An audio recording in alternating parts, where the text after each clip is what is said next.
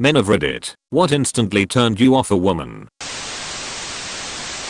Not being able to stay off your phone. I'm on a date to talk to you, not watch you track your followers. I've actually been out with a girl who was actively tracking her online dating while we were on the date. Noped right out of that one. It's amazing to me how many people think this is okay, right? It feels pretty disrespectful. Like if you need to talk to your boss or something urgent, cool. But I don't want to feel like you're wasting my time.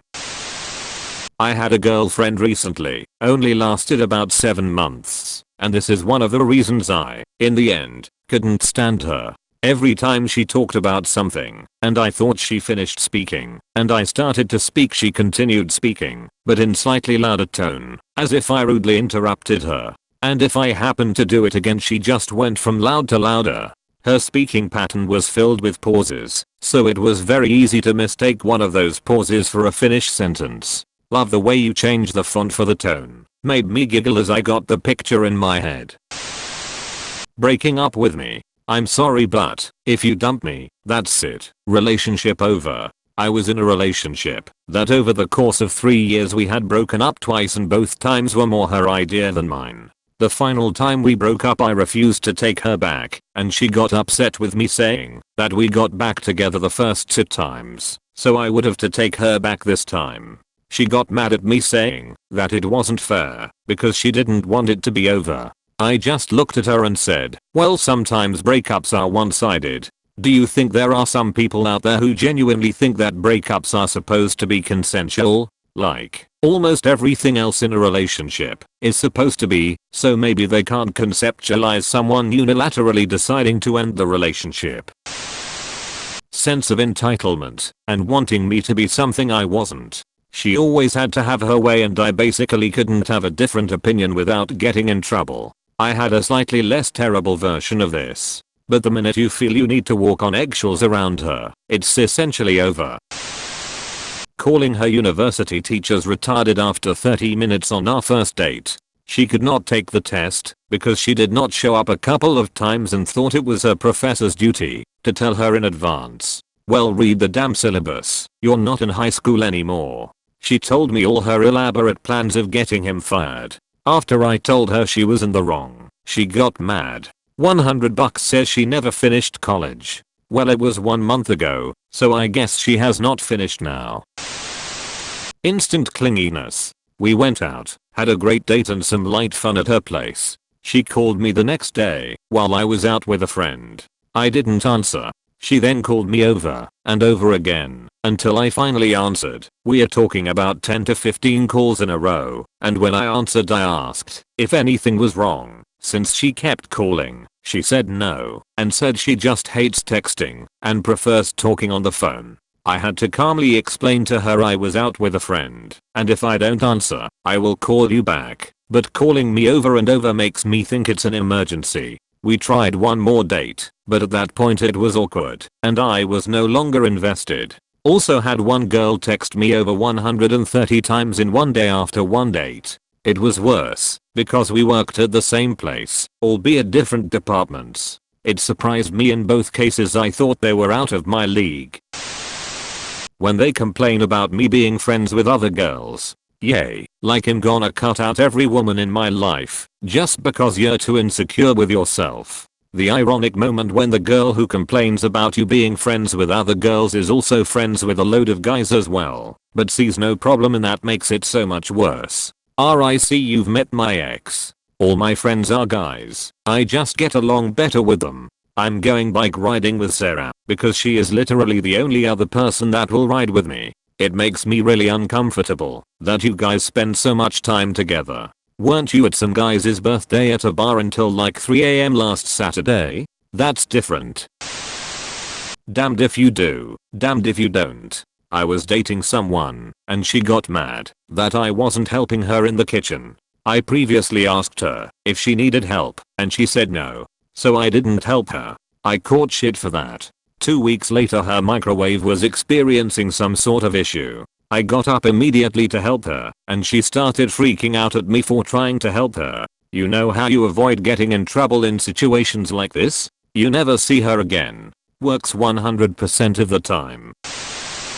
when she thought the appropriate response to me saying something she didn't agree with was a slap across the face. She had gotten into a fight with her friend because of something she was completely in the wrong about. I made the mistake of calling her out on it. Oh, I have a strong policy on this. A girl gets one warning not to face slap me again. If it ever happens again, I walk right the fuck out of the situation and never speak to them again. I don't give a flying fuck if it's in jest or not that hard. I had one relationship where I literally became a black and blue punching bag, and another where the I'm joking slaps left my face sore for days. They both started out playful and quickly progressed to abusive, and that's not a reffing game. I don't hit you in the face for any reason. You do not hit me in the face for any reason. I don't give a shit how angry you are.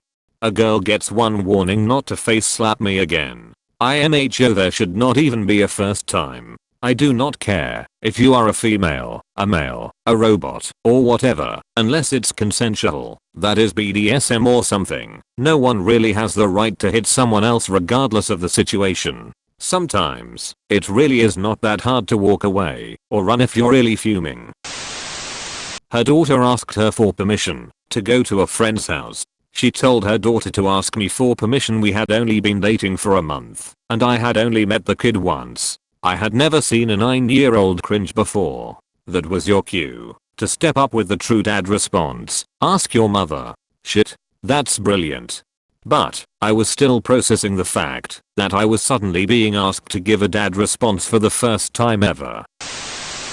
I thought maybe we could try an open relationship after I caught her effing one of my friends. Wait, she legit thought that card would work after getting caught? What the F, yo? Yeah, I was told a lot of lies in a very short period of time. It's quite a story. Things are better now, though. Long term, best thing that ever happened to me.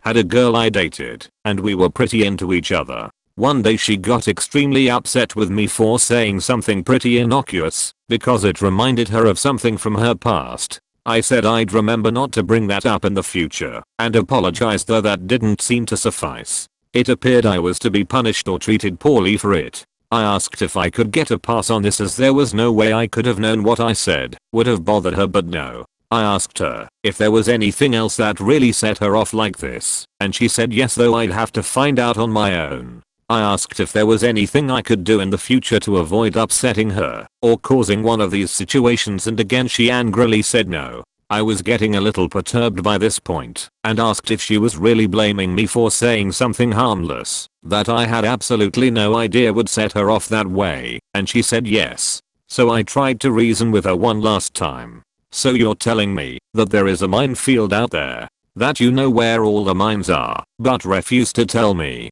and that if I step on one of these and it goes off, it is my fault and I should be punished as a result. Indeed she did.